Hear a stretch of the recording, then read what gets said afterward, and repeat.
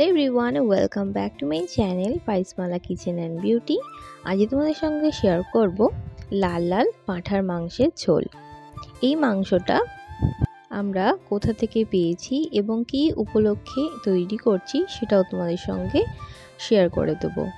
তার আগে বলে রাখি যে আমি কিন্তু পাঁঠার মাংসের ঝোলেতে আলু ব্যবহার করব। তাই জন্য আলুটাকে সবার প্রথমে ভালো করে লাল লাল করে ভেজে নিচ্ছি।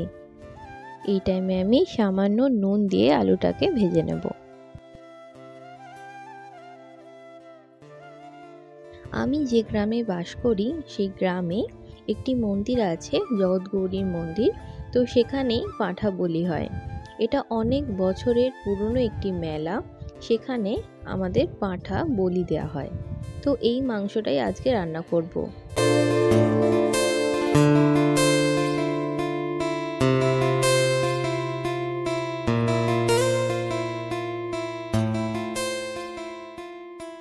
আর এই ঝাপান মেলা উপলক্ষেই এই মাংসটা আমাদের বাড়িতে রান্না করা হয়েছিল, সেটাও তোমাদেরকে বলে দিলাম।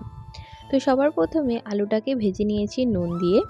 এরপরে যেটা করব সেটা হলো আলু ভাজার তেলের মধ্যে বেশ খানিকটা গরম মশলা দিয়ে দেব। এখানে আমি গোটা গরম মশলা ব্যবহার করেছি এলাচ, লবঙ্গ আর দারচিনি। গোটা গরম মশলা দেওয়ার পরে দিয়ে দেব বেশ খানিকটা কোচানো পেঁয়াজ। যেহেতু এখানে মাংস 250 থেকে 300 গ্রাম মতন আছে, তাই জন্য আমি এখানে 3টে বড় সাইজের পেঁয়াজ ব্যবহার করেছি।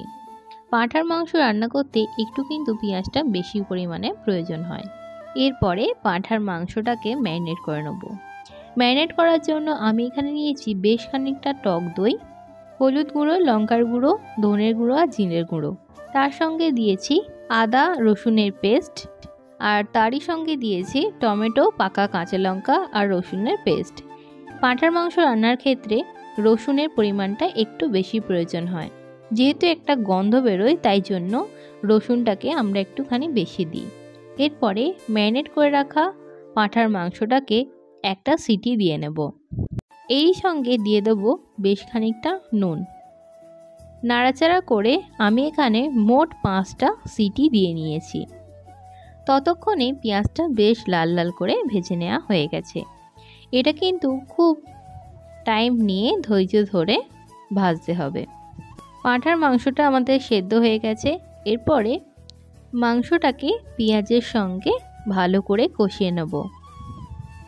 এই স্টেপটা করলে দ্বিগুণ খেতে ভালো হয়, তাই জন্য অবশ্যই পেঁয়াজটাকে ভেজে সেদ্ধ করে নেওয়ার পরে আবারও একবার ভালো করে পেঁয়াজের সঙ্গে কষিয়ে নিতে হবে।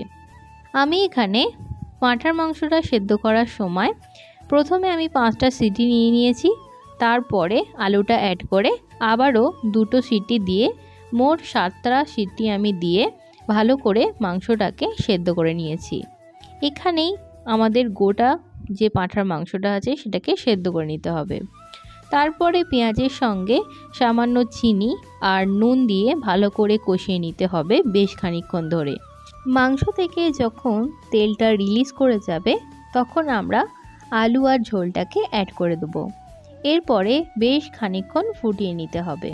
খাসির মাংস কিংবা পাঁঠার মাংস রান্না করতে বেশ খানিকক্ষণ সময় লাগে, তাই জন্য অবশ্যই এরকম করে একবার রান্না করলে যেমন তাড়াতাড়ি রান্নাটা হয়েও যায় আর খেতেও কিন্তু খুব সুস্বাদু হয়। তোমরা একবার হলেও এরকম করে ট্রাই করে দেখতে পারো। নামাবার আগে সামান্য পরিমাণে গরম মশলা দিয়ে আর মিট মশলা দিয়ে নামিয়ে নিলেই রেডি হয়ে যাবে আমাদের পাঁঠার মাংসের ঝোল। লাস্টে আলুটাকে আর যে জুসটা আছে সেটা অ্যাড করে দিলাম। এরপরে ফুটিয়ে নিলেই রেডি হয়ে যাবে পাঁঠার মাংসের সিম্পল ঝোল। এই সহজ প্রসেসে একবার হলেও বাড়িতে ট্রাই করো। আশা করছি খেতে খুবই সুস্বাদু লাগবে। যদি রেসিপিটা আজকে ভালো লেগে থাকে অবশ্যই আমার চ্যানেলটাকে সাবস্ক্রাইব করে দিবে এরকম অনেক ইউনিক রেসিপি দেখবার জন্য।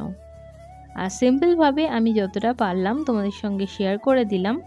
যদি ভালো লাগে অবশ্যই একবার শেয়ার করে দিও। আজকের জন্য এটুকুনি, অন্য কোনো ভিডিও নিয়ে হাজির হব।